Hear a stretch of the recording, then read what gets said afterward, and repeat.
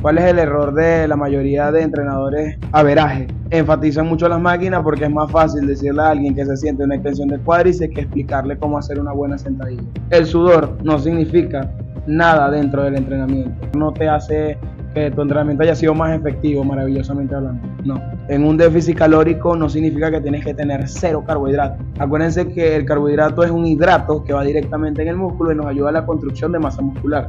Pero obviamente sí tienes que tener un bajo índice de calorías. Yo no recomiendo tanto el Arnold Split, pero si eres algo fan podrías utilizar Arnold Split y Push-Pull Leg. ¿Qué opinas tú de las máquinas versus pesos libres? O sea, las máquinas o los pesos libres directamente, ¿cuál es la mejor y cuál enfatiza directamente más un progreso físico en este caso, cliente tuyo, por ejemplo?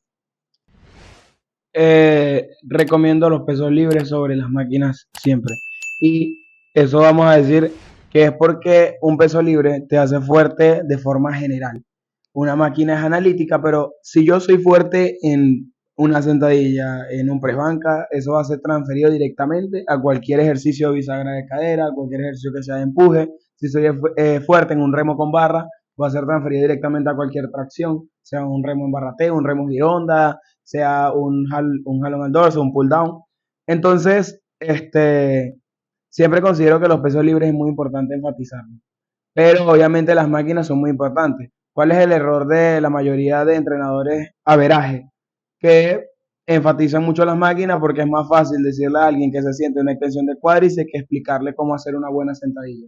Entonces es muy importante los pesos libres. De hecho, yo considero que los ejercicios compuestos son fundamentales dentro del entrenamiento. Esto más una indirecta más por parte de las mujeres, pero ¿tú consideras que, por ejemplo, las fajas que ellas utilizan a la hora de hacer ejercicio tienen algún tipo de sentido o son eficientes para el entrenamiento? Las fajas no sirven para nada, Así directamente. directamente. Las fajas sirven para que te pongas un vestido y te quede ajustado, para que el día de tu boda el vestido te quede bien, pero de resto no reducen la cintura, no hace que se te ponga más estrecha. Los guantes tampoco te ayudan en el agarre, ojo con eso. Y los cinturones no son esenciales dentro del entrenamiento, que son estas tres cosas. Las fajas lo usan para reducir la cintura cuando eso no tiene ni base, ni sentido, ni cabeza. O sea, si tú quieres tener una cintura más estrecha, tienes que hacer un déficit calórico, tienes que irte más por la alimentación. Pero la faja solamente va a hacer que tengas una pésima compresión intraabdominal y solamente te va a hacer sudar estúpida y ridículamente. Ojo, el sudor no significa nada dentro del entrenamiento. La sudoración es simplemente tu cuerpo liberando líquidos para bajar la temperatura, pero de resto, o sea, no tiene nada que ver una faja, o sea, no te va a ayudar a reducir la cintura y el sudar no te hace que tu entrenamiento haya sido más efectivo, maravillosamente hablando. No. En cuanto, más que todo, en el área de los ejercicios de máquinas o directamente pesos libres, por ejemplo, ¿recomiendas las repeticiones bajas, quiere decir un rango entre 6 a 8 repeticiones, o las repeticiones altas, por ejemplo, un rango de 10 a 12 repeticiones? ¿Cuáles son más efectivas directamente y en qué ejercicios se pueden aplicar? Yo no recomiendo repeticiones exageradamente amplias, pero por ejemplo, en un ejercicio compuesto, lo más ideal sería tratar de traccionar o de empujar o de hacer tu movimiento con un peso indicado. Por lo menos un press banca te lo recomiendo a 8 o 10 repeticiones, no repeticiones demasiado altas, ya que según algunos estudios se ha demostrado que realmente las repeticiones efectivas al final son las últimas 5, ¿ok? Pero ahora, por lo menos en ejercicios analíticos, como en una extensión de cuádriceps o ejercicios que sean más concéntricos, más específicos, sí podrías trabajar en un rango un poco más alto, como de 15 repeticiones, para tratar de generar un poco más de estímulo. Ojo, que al final, para hipertrofia muscular, es algo un poco indiferente. Yo no recomendaría un rango más alto de 15, siento que es algo muy innecesario. Pero como dije, en ejercicios compuestos, bajas repeticiones, entre 8 a 10 si estás buscando una hipertrofia. Y en ejercicios analíticos, un rango un poco más alto. Aunque esto puede variar porque puede ser al revés también y no pasa absolutamente nada. ¿Qué opina de el Arnold Split? Una rutina que evidentemente fue sacada por él y que hoy en día la gente lo implementa. ¿Tú dirías que esta rutina es bastante efectiva o directamente se podría modificar para una mejor comodidad y un mejor estímulo en cada uno de los músculos en el que este está involucrado? Bueno, primero, para empezar, no te puedes comparar con un culturista. Eso ya de base. No De puedes, facto. no puedes lanzarte a compararte con Arnold, con Sebum, con Nick Walker, porque aparte de que no comen igual que tú, no tienen el mismo nivel hormonal que tú.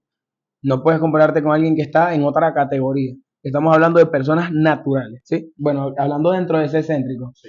¿Qué pasa con el Arnold Split? El Arnold Split, por lo menos cuando hablamos de pecho y espalda, son dos grupos musculares grandes que toleran gran trabajo y gran volumen de entrenamiento. Entonces, personalmente, yo no recomiendo tanto el Arnold Split, pero si eres algo fan, podrías utilizar Arnold Split y Push Pull Leg, que es la que llamamos Arnold XPPL, ¿sí? Es mucho más efectiva que simplemente hacer Arnold Split. Porque por lo menos a nivel de fatiga, el Arnold Split puede ser mucho más fatigante que hacer simplemente un push-pull leg, que vendría siendo pierna, tirón, empuje, o sea, literalmente. ¿Cómo explicarías tú a la audiencia cómo deben calcular sus calorías, metabolismo basal, el superávit, déficit calórico, etcétera? Básicamente, cómo preparar una dieta por uno mismo. Bueno, tenemos que tener en cuenta el tipo de público al que te diriges. Hablando como entrenador, si alguien me dice que quiere hacer un déficit calórico, lo principalmente sería sacar toda la parte de los azúcares, toda la parte de las grasas saturadas, aceites, etcétera, y empezar a comer una dieta más enfocada en proteínas, ¿ok? Ojo, en un déficit calórico no significa que tienes que tener cero carbohidratos, ¿ok? Acuérdense que el carbohidrato es un hidrato que va directamente en el músculo y nos ayuda a la construcción de masa muscular. Pero obviamente sí tienes que tener un bajo índice de calorías. ¿Qué pasa? Obviamente que si yo le explico a alguien, tienes que comer X cantidad de carbohidratos por X cantidad de proteínas, siendo una persona nueva, y le digo que se compre una báscula y todo eso, quizás no lo haga bien o no lo haga directamente. Tiene que ser alguien apasionado en lo que está haciendo. Entonces, principalmente si quieres tener un déficit calórico, para no enredar tanto, sí, no decir tienes que contar tantas calorías y pesar tantas cosas, simplemente empieza por cambiar las bases. ¿Y cuáles son las bases? Cambiar tu desayuno, tu almuerzo, tu cena, ¿sí? Dejar de comer tanta comida basura, empezar a bajar un poco los carbohidratos, tener un mayor índice de proteína en tus comidas y ya con eso probablemente pasas de 0 a 100 y vas a tener un cambio físico, ¿sí? Tenemos que tener en cuenta el objetivo de cada persona. Ahora, si yo busco tener un cuerpo estético en X cantidad de tiempo, sí obviamente necesito seguir una dieta rigurosa. Y para ese tipo de casos hay bastantes especialistas y recomiendo mucho más, por ejemplo, acercarte a un nutricionista. Yo lo siento como algo más conciso si tienes ese tipo de objetivos. Ahora, si eres una persona normal que solamente quiere verse mejor, puedes implementar ciertos hábitos que te ayuden a eso, ¿sí? Entiendo. Sin necesidad de enredarse tanto con una báscula, de pesar todas las comidas y todo eso. ¿Qué es más difícil? ¿Ganar peso siendo flaco o perder peso siendo gordo? Para ti, tu opinión, obviamente. Ganar masa muscular. Es más fácil destruir un edificio que construirlo. ¿Ok? Tenemos que tener en cuenta que un déficit calórico es sencillamente bajar el índice de grasa de tu cuerpo. Ahora, una etapa de ganancia de masa muscular significa que tienes que crear cierto estrés metabólico, significa que tienes que crear síntesis proteica y tu cuerpo tiene que generar esa síntesis para que tú puedas crecer. Obviamente ese proceso metabólico es mucho más forzado a simplemente eliminar la grasa de tu cuerpo.